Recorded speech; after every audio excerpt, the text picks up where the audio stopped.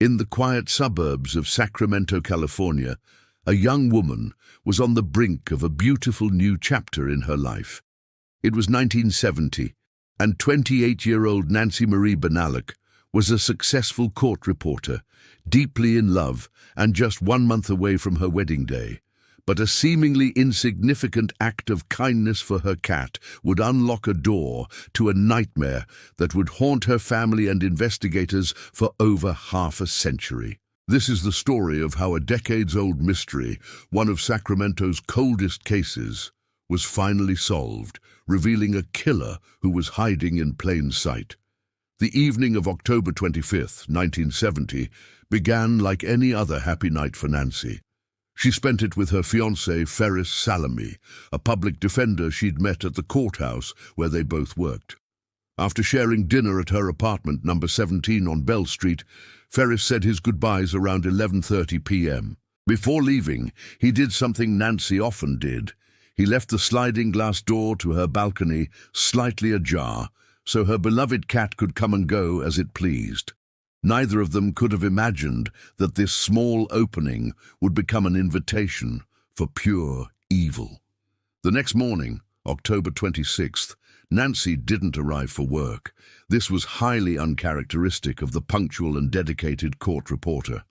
Her colleagues grew worried. A friend sent her son, Jack, to check on Nancy. When he arrived, there was no answer. A sense of dread began to creep in. Jack found the building manager, and together they unlocked the door to apartment 17. What they found inside was a scene of unimaginable horror. In her own bed, Nancy Benallack lay murdered. The bedroom was a brutal tableau of violence.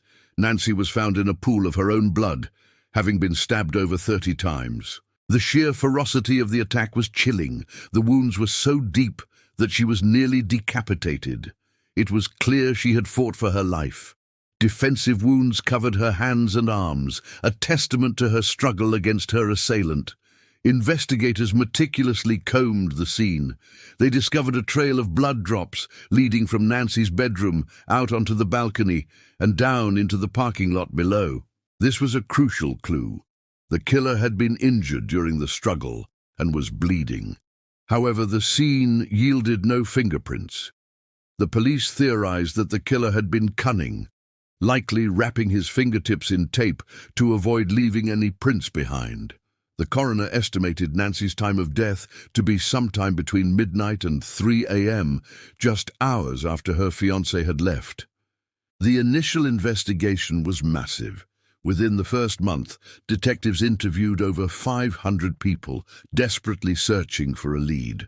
But their efforts were fruitless. Nancy was described by everyone as a kind and wonderful person with no known enemies. Her life was full of promise, not conflict. Who would want to harm her so viciously? Detectives looked for patterns, exploring potential links to other local crimes. They noted similarities to the murder of another young woman, Judith Hakari, which had occurred around the same time. Some even threw out the terrifying possibility of a connection to the Zodiac killer, whose reign of terror was still fresh in the public's mind. But there was no concrete evidence to support any of these theories. With the limited forensic technology of the 1970s, every lead dried up. Nancy's case file was eventually shelved, and it grew cold, gathering dust for decades. But Nancy was never forgotten.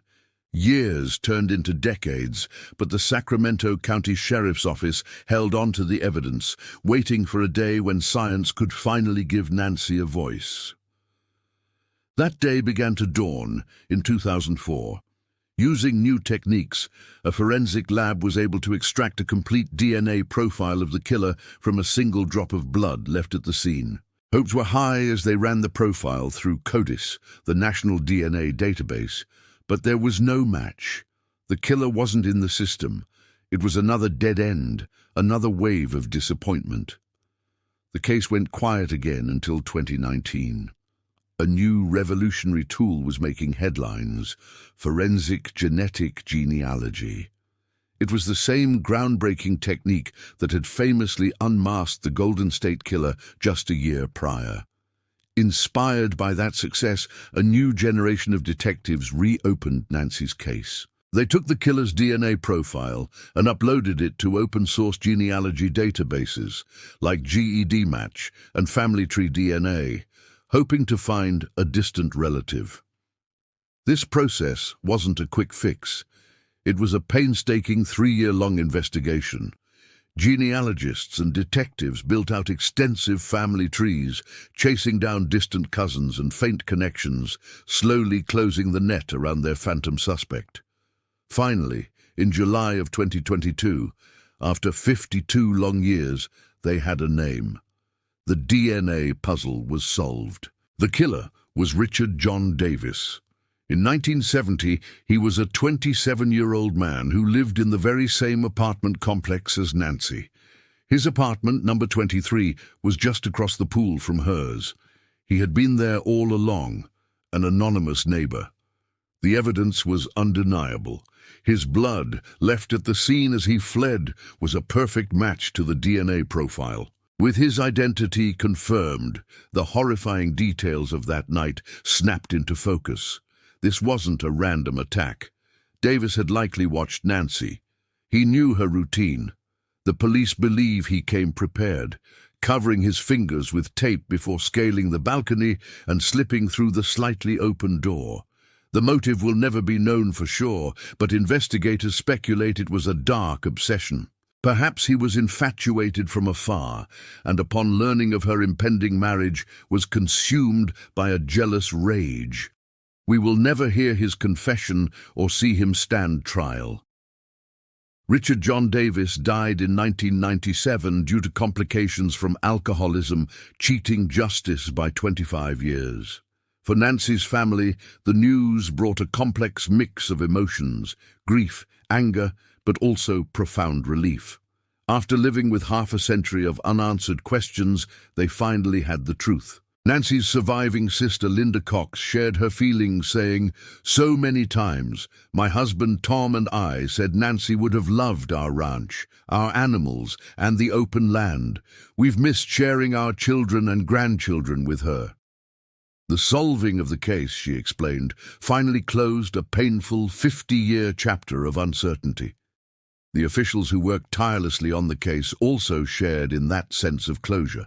Sacramento District Attorney Anne Marie Schubert, a pioneer in using genetic genealogy, emphasized that even after all this time, Nancy was never forgotten and that her case remained a priority.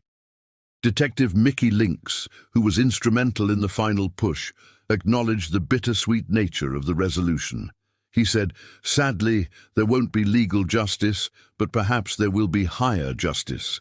Though Richard Davis will never face a judge or jury, the solving of Nancy Benallack's murder is a powerful testament to the unwavering dedication of law enforcement and the incredible power of science.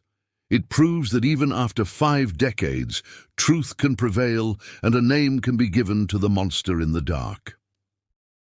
Nancy S.'s story is a reminder that behind every cold case file is a human being who was loved, who had dreams, and who deserves to be remembered. Thank you so much for watching. If you found this story as compelling as we did, please consider liking this video and subscribing to our channel for more deep dives into fascinating cases. We'll see you in the next one.